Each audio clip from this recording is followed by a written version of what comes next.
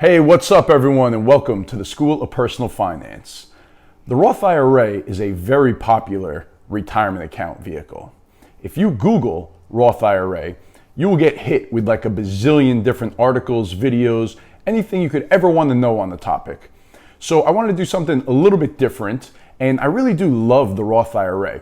So I thought the best thing for me to do would be to tell you the story of my life and relationship with my Roth IRA, because we've actually been through a lot together. So by the end of this, you'll have a very good understanding of all the different features and options and the way that you could use a Roth IRA to save for retirement. Just to give a quick overview, a Roth IRA is an individual retirement account. So you own it individually. It's not tied to an employer. You have to go ahead and open it up at a company like Vanguard or Schwab or Fidelity or E-Trade. You open up your Roth IRA and then you can make contributions to it. The big difference between a Roth IRA and a traditional IRA are the way that they are taxed. So with a Roth IRA, you do not get any tax benefit up front when you make the contribution. The whole point of the Roth IRA is that the money is going to grow tax-free and you could take it out tax-free, so the IRS will never tax that money again. So no deduction up front, and then it is tax-free forever as long as you follow some simple rules. So this is the opposite than a traditional IRA, where you get the tax deduction in the year that you make the contribution. So Roth IRA is a wonderful option basically for everybody, but especially if you're in a very low tax bracket. So if you're in a low tax bracket, the upfront tax deduction is not a huge benefit. So you forgo that so that you could then have tax-free money forever in retirement. It is a great way to save for retirement. I'm a huge fan of the Roth IRA. And in this video, I'm going to tell you about my love story with my Roth IRA, because I started with it basically right when it became available, and we've been through a lot together. So this is going to be my story, the story of my life with my Roth IRA, and hopefully you enjoy it. So let's start at the beginning. So the Roth IRA came out, it was 1997, and I was actually in college at that time, and I was working. So I did have a job. But the downside was my job paid me cash. It paid me off the books. So I wasn't filing a tax return. I didn't technically have any earned income. So even though I knew about the Roth, because I was, a personal finance nerd back then as well, I wasn't able to contribute to it because I did not have earned income. I wasn't getting paid on the books.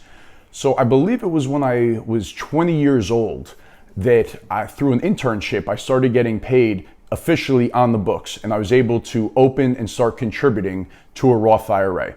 And that's exactly what I did. I opened my Roth IRA at Vanguard, and I invested it in what's called the Total Stock Market Index Fund.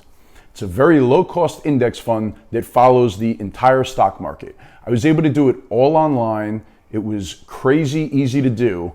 I opened it up in literally 15 minutes. I funded it, and I was off to the races. I was able to set up an auto deduction from my checking account so that I could just send a few $100s every month over into my Roth IRA. And that's exactly what I did. It was set on autopilot and I was done. I had my Roth IRA and I was contributing to it. So looking back, being 20 years old, this was a pretty smart thing to do. I'm gonna give myself a little pat on the back for that, because it was pretty smart. I didn't always make smart decisions with my Roth, but the first one of opening it, get it funded, automatic payments going to it each and every month, it's a pretty smart thing to do. If you haven't done it yet, go do it. So then fast forward a couple years, I graduated college, I got my first job out of college, and I just continued contributing to the Roth IRA. I never changed the investment allocation. I just stuck with that one fund, kept going with it. Money was going in every month, and everything was moving along nice and smooth.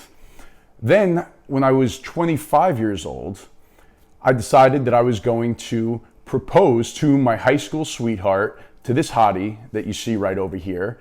And she's still just as hot today as she was back then when we were 25 years old. But we were together for a long time. I want to say I was 14 when we first started dating. So at 25, decided that I was going to get down on one knee and propose. The problem was I didn't really have much money to buy an engagement ring. So light bulb goes off in my head and I'm like, I could actually take a withdrawal from my Roth IRA to buy an engagement ring. So the reason that I was able to do that is because a Roth IRA allows you to take out your contributions at any time without any taxes or penalty. So at this point, when I was 25 years old, I think I had contributed somewhere along the lines of like 20,000 bucks into my Roth IRA. And the market was doing well at this time, so my 20,000 might have been worth 25,000 or somewhere in that range. So I was able to take out 20,000 bucks, the amount that I had put into it, to buy this engagement ring. Now, luckily, I didn't take out that full amount to buy the engagement ring, but I did take out 10,000. So along with some other savings, I was able to buy a very nice engagement ring for my now wife. So looking back on it, it was a very bad decision. Not getting married and getting engaged, but taking the money out of my Roth IRA. It wasn't the right move looking back on it. So it did enable me to buy a nice engagement ring, but I really do wish that I left that money in there because it would be worth a hell of a lot more today than it is on her finger. So that's just a quick example of the flexibility of a Roth. So some people will use it as a backup to their emergency fund. So if you have an emergency fund and something comes up that wipes it out, you could always take distributions from your Roth IRA for the amount that you've put into it without any taxes or penalties. So that could act as a backup to your backup fund. And then another example where I took advantage of this flexibility was a couple years later when we decided to buy our first home. So it was a 2-bedroom, 2-bath condo on the 3rd floor of a building. And we wouldn't have been able to do that if I didn't take this money out of my Roth IRA to help with the down payment to buy that first condo. So this was like 2003, 2004, right as the housing market exploded. So it was, looking back, a good move because we made a lot of money on that condo, which we sold a few years later. But, at the time, who would have known that? So the point is, the flexibility of the Roth, it's very nice, but at the same point, you have to be disciplined and you have to trust yourself to make the right decisions because you do have access to that money. And then fast forward a few years, both of us are contributing to Roth IRAs, we're both working, everything's going along great. And then, we started to make more money in our careers. So with Roth IRAs, they have income limitations where if you're making over a certain amount of money, the IRS starts to phase out and eventually puts the kibosh on you contributing to a Roth IRA. So at a certain point, I forget what year it was, we were no longer eligible to contribute to Roth IRAs. But there's a little known thing that you could do called a backdoor Roth IRA. So not to get in the weeds on this, but a backdoor IRA is basically where you make a contribution to a non-deductible IRA. So anybody's able to make a contribution to a non-deductible IRA. That's an IRA where you don't get any tax deduction for putting the money in there. So you make the contribution to the non-deductible IRA and then you immediately convert it over to a Roth IRA. So this is a great strategy if you make too much money where you could not contribute to a Roth IRA anymore. If you fall into that category, just do a Google search, do a little bit of research. Maybe I'll do a video just on doing a backdoor Roth IRA in the future. But it allows you to do it if you're phased out, if you make too much income where you can no longer just straight up contribute to a Roth IRA. And the backdoor IRA, it gets a little bit tricky if you have a traditional IRA already. So if this is something that fits into your world, then do a little bit of research before you go ahead and implement it because there are some tricky pieces to it that you definitely need to be aware of before you go ahead and implement the backdoor Roth IRA. So we continued with the backdoor Roth IRA contributions for a bunch of years, fast forward, and I decided that I'm going to leave my current firm and I'm going to start my own business. So at this point, it opened up a window of opportunity for me, again, with my Roth IRA, part of our love affair, where I was able to do a Roth conversion. Now, a conversion is when you take a traditional IRA and you convert it into a Roth IRA. So what you're doing is you're taking money that you got a tax deduction on, pre-tax money, and you're converting it over to something that is now going to grow tax-free forever. So when you do that, you have to pay the income taxes. You have to basically pay back the deduction that you got when you initially made the contribution to the traditional IRA.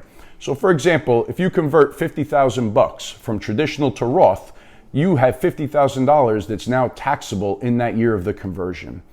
So I took advantage of the opportunity to do this because my income was reduced. Because I left my job and I'm going to start my own business. So my income goes down. I say, you know what, this is a good idea for me to do a conversion and move some of my money from the traditional IRA over into the Roth, so I'm never taxed on it again. So I'll pay taxes on it now while I'm in a lower tax bracket, and now this money's gonna grow tax-free forever. So a Roth conversion is another great thing that you could do, and there's some strategy behind it. So great times when you could convert to a Roth are gonna be like when you have a low income year, if you have a change of jobs, if something happens where your income is dramatically reduced, it's a good idea to do some Roth conversion and move some of that money over into the Roth. You have to be careful. You don't want to do $300,000 in a year because that's going to jump you up into a higher tax bracket. So you want to have a strategy behind it, but that's a great time to do it. Another time that it's great to do conversions is when the market's really low. If we look back to the Great Recession of 2008, 2009, if I would have done Roth conversions at that time, it would have turned out to be a great move because the value of my traditional IRA got cut in half. I could have converted it at that point, paid the taxes on it, and then from there, it has just exploded for basically 11 years. So all of this growth would now be tax-free for me.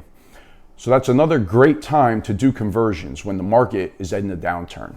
And now another thing that I was able to do since leaving my job was I had a Roth 401k at my previous employer. So I was able to do payroll deduction into the 401k, and they had a Roth option. So I took advantage of that. I had a bunch of money in the Roth 401k, and when I left, that allowed me to now be able to roll over the Roth 401k into my Roth IRA. So now that money's in my Roth IRA. I have complete control of what I invest in. I don't have to go by what's invested in, what options are available in my Roth 401k. I have it at Vanguard. I have control of it. And now it lives by all the same rules as my Roth IRA instead of the rules of the Roth 401k. So that was another move that I was able to make with this, change of jobs. And it's just another chapter in the life of my Roth IRA. So all these things that we've just gone through, I actually lived through those things. So I'm 41 years old and I have used this Roth IRA. I've used it and abused it. We've been through a lot together, but still there's a lot yet to come. There are a lot of benefits in this Roth IRA that I'm going to be able to take advantage of. So here are just a few strategies and reasons why a Roth IRA makes a lot of sense. So the first one is tax diversification. What I mean by that is when I'm in retirement, I'm going to have different buckets of money that I could pull from. So I want to have traditional IRA and Roth IRA so that, say, for example, I have a year where I make very little money in retirement and I need to pull money out of my retirement accounts. I'm going to choose to pull it out of the traditional IRA because I'm going to get taxed on that. So I'd rather be in a low tax bracket, not have a lot of income when I do that. Say there are years where I have a lot of income and I want to take a distribution from my IRAs. I could then choose to take it out of a Roth where it's not taxable. It doesn't even show up anywhere. So I could take it from the Roth and pay no taxes on it. So having that flexibility, in some years, maybe I'll do a little bit of both. But tax diversification is a huge thing in retirement, and it's great to have options and flexibility from where you want to pull the money from. And then the next benefit is if I want to leave money to my children, a Roth IRA is a great way to do that, much better than the traditional IRA. So if I pass away with a big amount of money in my Roth IRA and I leave it to my kids, when they get that money, they're not going to pay any taxes on the distributions. So they'll be required to take a small amount out each and every year of that Roth IRA, but it's not going to be taxable. So imagine your parent leaves you $1 million in a Roth IRA. That's tax-free money. You could take that money out, each and every year as much as you want and not owe any taxes on it. That would be a tremendous gift to leave your kids. Another advantage, which is different than the traditional IRA, is the IRS does not require you to start taking money out at the age of 70 and a half. So those are called required minimum distributions. When you turn 70 and a half, you have to start taking money out of your traditional IRA or traditional 401k or 403b. But with a Roth IRA, you do not need to start taking distributions. You could just let that money sit and continue to grow until you die at age 140 if you want. So you're not required to take distributions. And then the last cool little advantage that I'll touch on is you could contribute all the way to age 140 as well. So with traditional IRAs, you have to stop at age 70 and a half contributing to them. But with a Roth IRA, you could contribute forever as long as you still have earned income, as long as you're still making money. All right, that's it for my love story with my Roth IRA.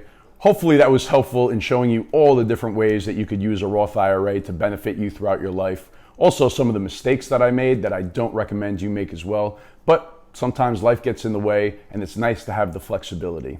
Please tap on that like button down there if you enjoyed this video. Hit it for me. Subscribe to this YouTube channel if you have not already. I would greatly appreciate it. Share this video with anybody that you think would benefit from seeing it.